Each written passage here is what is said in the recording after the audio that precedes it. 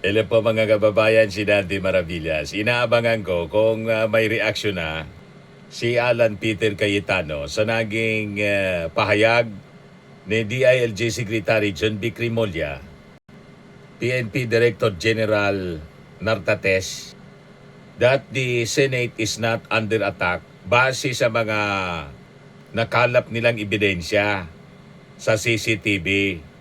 Tahimik pa ngayon si Alan Peter Cayetano. Siguro, nag-iisip pa, nagtatay-tay pa ng mga kwento.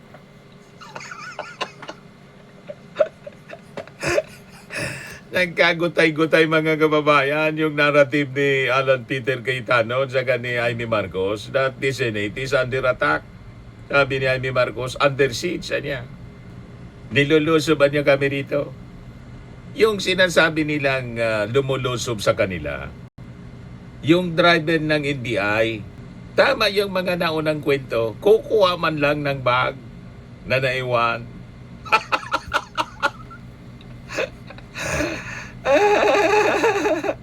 Lahat ng tama ng baril mga kababayan at yung mga slugs, puro galing kay Aplaska.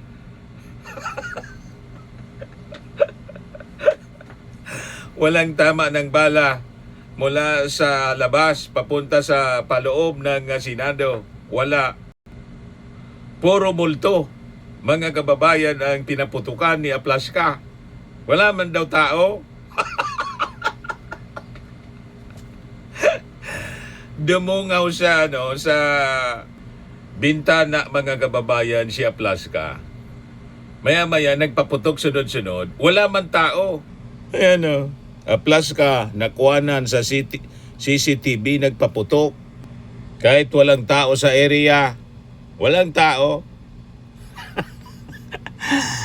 Ayan 7:46. Confrontation with two NBI agents posted outdoor canteen hallway leading to Kalayaan Garden. Ayan O ito, mga kababayan, huli kam. Talaga tama yung mga analysis natin na ang rason ng kaguluhan at sinasabi ni Alan Peter Cayetano, yung Senado ginugulo, hindi daw magulo, kundi ang Senado ginugulo. Parte ng kanilang narrative. Gumawa sila ng gulo. Tapos, isinisisi nila sa NBI ng intensyon mga kababayan to create distraction para makatakas si Bato de la Rosa. Tapos, at na-establish mga kababayan, yung ginamit na white Fortuner para tumakas si Bato, Fortuner ni Robin Padilla.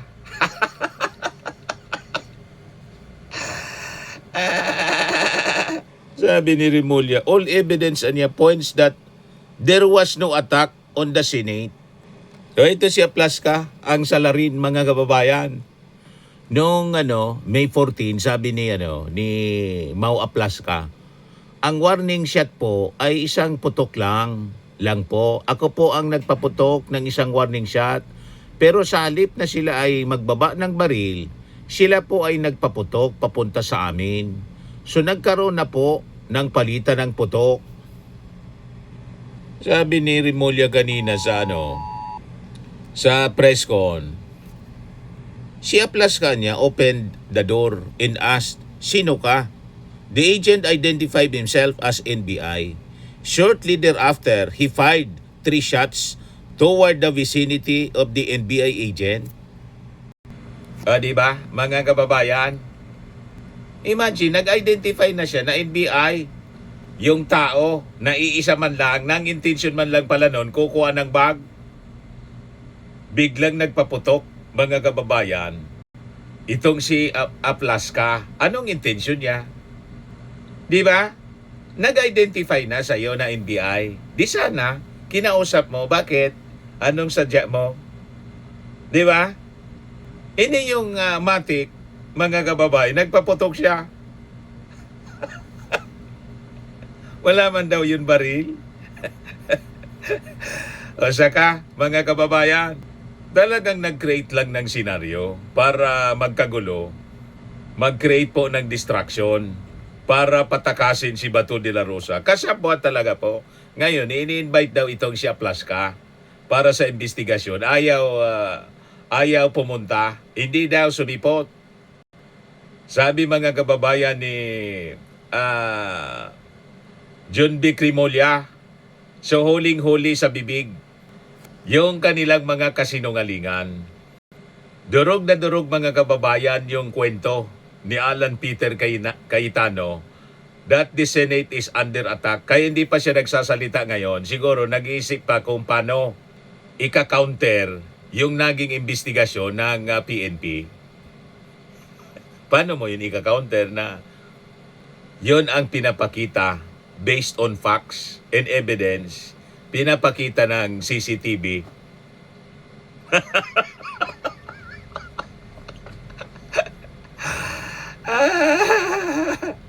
Kaya tama po itong panawagan ni NBI Director Matibag. Ang dapat niya mag-resign siya. Pinaparesign siya, Pinaparesign si Matibag.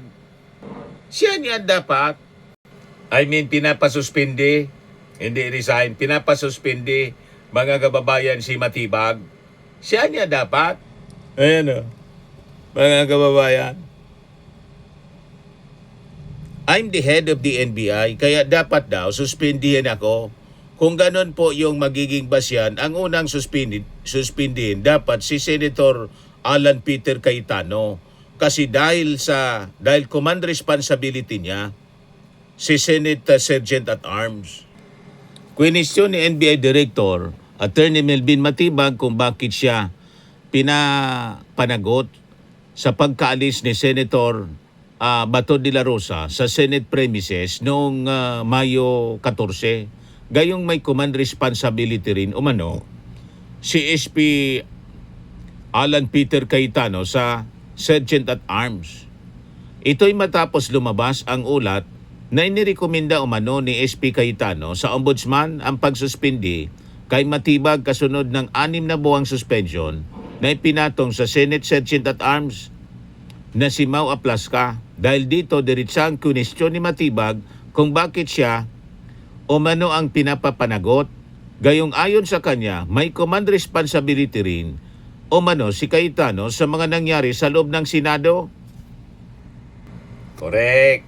Ang pinakamalaking responsibility ni Alan Peter Cayetano, yung pagpatakas mga kababayan kay Bato de la Rosa. Yon ngayon ang binubuo.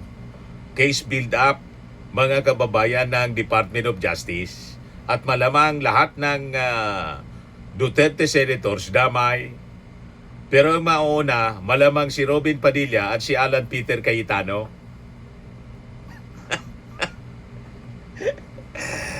So gumawa kayo ng sarili ninyong kaso tulad ni Sara Duterte at Digong. Pari-parehas mga kababayan ng direksyon na tinatahak ang landas at ang palad, kapalaran. Puro kasi mga kababayan utak sindikato.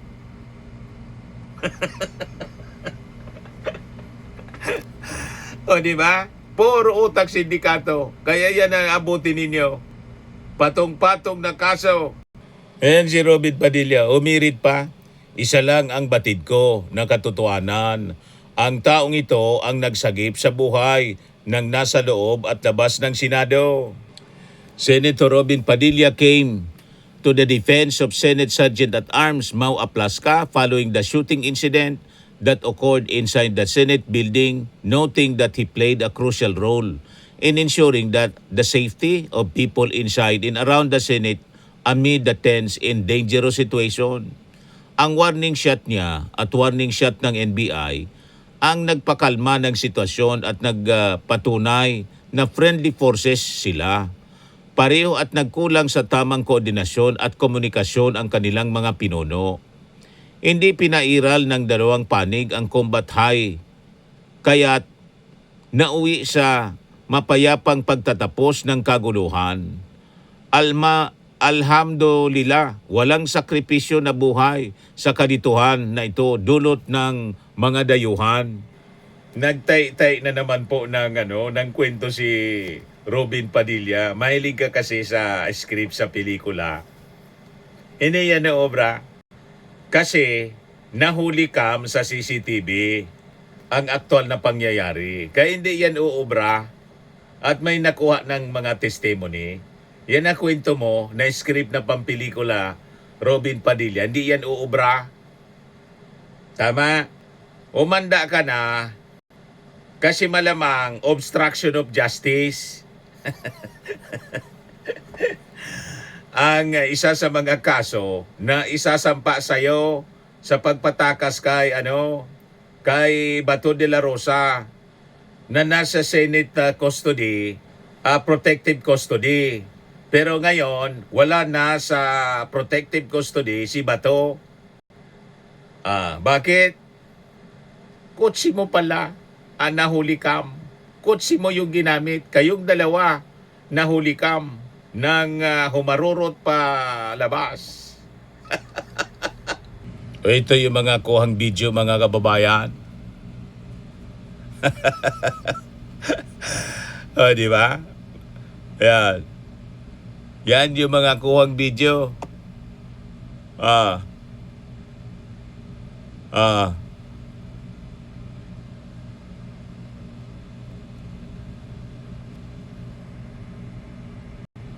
Ayan na, pumunta dyan mga kababayan, dumungaw.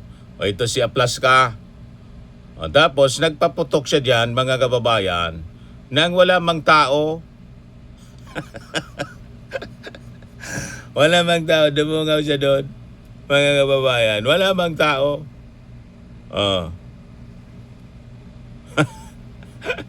Sige lang paputok niya doon. Nahuli cam. Mga kababayan, yung kotse ni Robin Padilla, ito, yun ang ginamit. Robin's car used as Bato's getaway vehicle. The Department of Interior and Local Government and PNP confirmed that the vehicle seen leaving the Senate complex around 2:30 a.m. was a Toyota Fortuner owned by Senator Robin Padilla. Tinakas niya si Bato de la Rosa. Pero ngayon, may lead na daw yung NBI. Yun ang pinaka-latest na balita. Ayan na. NBI confirms lead on whereabouts of de la Rosa. This comes 5 days after he left the Senate amid a pending arrest warrant from the International Criminal Court. Authorities continue to monitor and search for de la Rosa, who is now being referred to as a fugitive from justice, according to NBI Director Matibag.